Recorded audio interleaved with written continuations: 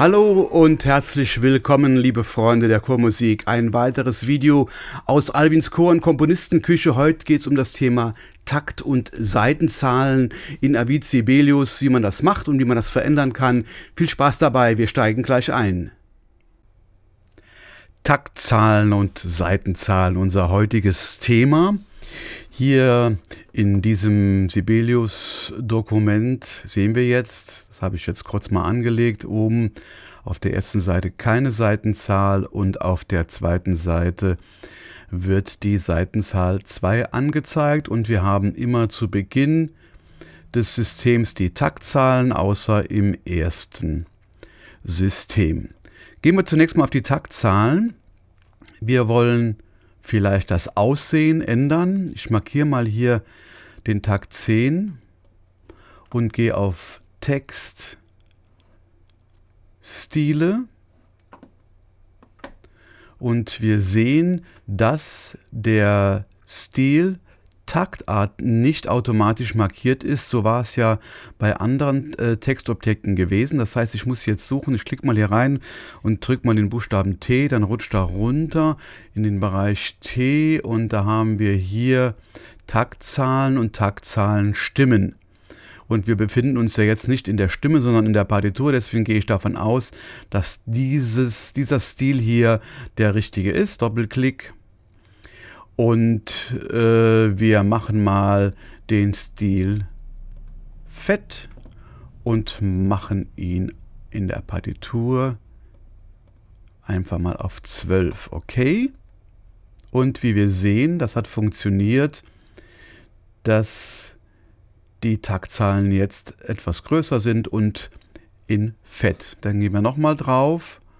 Jetzt hätten wir gerne noch einen Rahmen drumherum. Hier oben gibt es im nächsten Reiter Rahmen. Sagen wir mal Kreis. Jetzt seht ihr hier, ich habe in dieses Kästchen geklickt. Jetzt ist da so ein Bindestrich.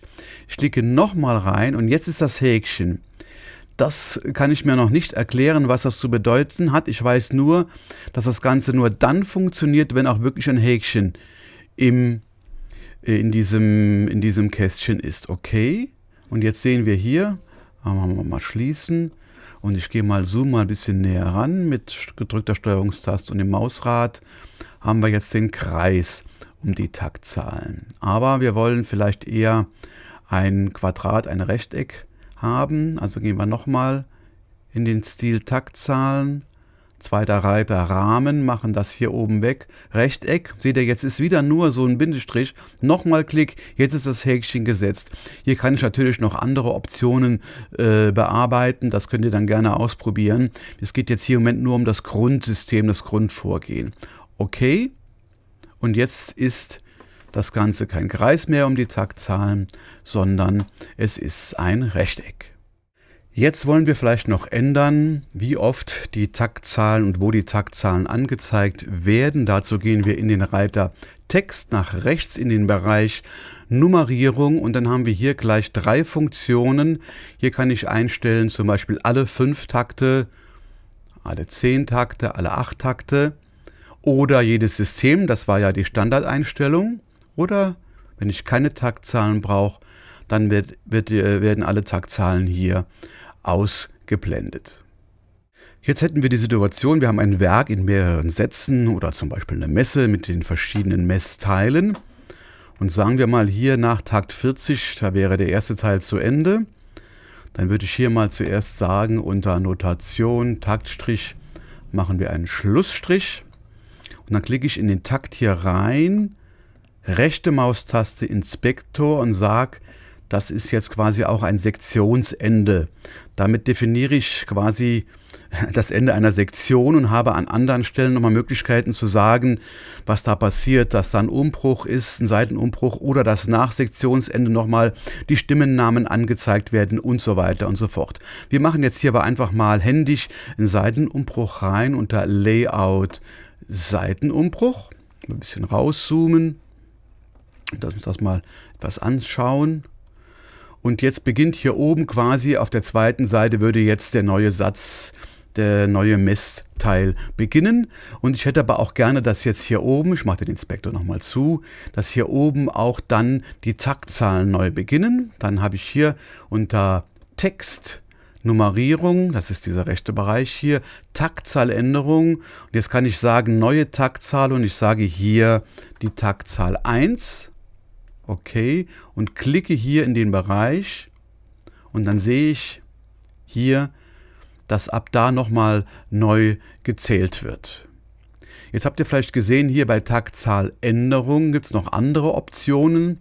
Ich könnte zum Beispiel sagen, dass ich vor der Taktzahl noch gerne den Buchstaben T hätte. Dann wird das entsprechend hier angezeigt. Jetzt sehen wir allerdings hier, ist die Nummerierung irgendwie kaputt gegangen. Ich mache nochmal STRG Z. So, dann haben wir hier oben, klick nochmal hier oben rein, Taktzahländerung, neue Taktzahl 1 und dann hier, wir können auch sagen, dass wir das nach der Taktzahl anzeigen lassen wollen. Dann sieht das dann so aus. Und, was war noch an Änderungen da? Okay, man kann das Format noch ändern und natürlich unter Umständen sagen, wir machen es mal so.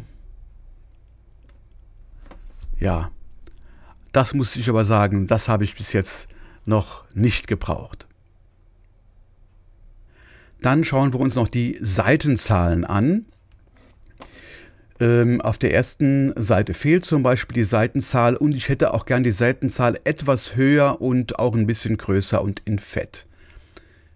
So, dann gehe ich nochmal in Text, Stile und suche den Stil. Ich drücke mal S auf der Tastatur, um in den Bereich S zu kommen. Und da haben wir auch schon Seitenzahl. Dann kann ich hier sagen, wir machen den Stil fett, machen die mal auf 14 und Rahmen will ich keinen, Zeilenanzug nicht, horizontale Position ist auch okay, aber in der vertikalen, in der Partitur hätte ich gerne, dass das Ganze vom Seitenrand gesehen ein bisschen weiter nach oben rausgeht. Okay, schließen und wir sehen hier, dass die Seitenzahl jetzt ein bisschen weiter oben ist und dass sie fett ist und etwas größer. Aber hier fehlt immer noch die erste Seite. Dazu gehe ich auch nochmal unter Text, Nummerierung, wo wir eben auch waren im Taktzahlmodus, Seitenzahländerung und sage jetzt neue Seitenzahl und jetzt ist ja hier, sehen wir schon standardmäßig die Option angeklickt, erste Seitenzahl ausblenden. Das ändere ich auf Seitenzahl anzeigen, okay, klicke auf die erste Seite und jetzt sehen wir, wird auch hier die Seitenzahl angezeigt. In dem Textstil für Seitenzahlen, natürlich auch in dem für Taktzahlen, gibt es natürlich noch ganz viele andere Optionen. Also wenn wir jetzt hier zum Beispiel in die Position gehen, kann man hier noch sehen, soll das Ganze links, rechts zentriert, innerer Rand, äußerer Rand ausgerichtet werden. In der vertikalen Position gibt es mehrere Optionen. Zeileneinzug, Rahmen, natürlich auch Schrift und das Ganze teilweise auch gesplittet da Angaben, wie es in der Größe der Partitur ist und eventuell in Stimmenauszügen, die ich aus dieser Partitur herausziehe. Das kann man hier getrennt angeben. Das war es auch schon wieder für heute. Das Thema war eine Frage eines Users aus den Kommentaren. Also wenn ihr Fragen habt, Ideen oder vielleicht sogar Tipps für mich, dann könnt ihr all das sehr gerne in den Kommentaren loslassen. Ansonsten liebe Grüße aus Alwins Chor und Komponistenküche. Ich freue mich aufs nächste Video. Bis dann. Ciao.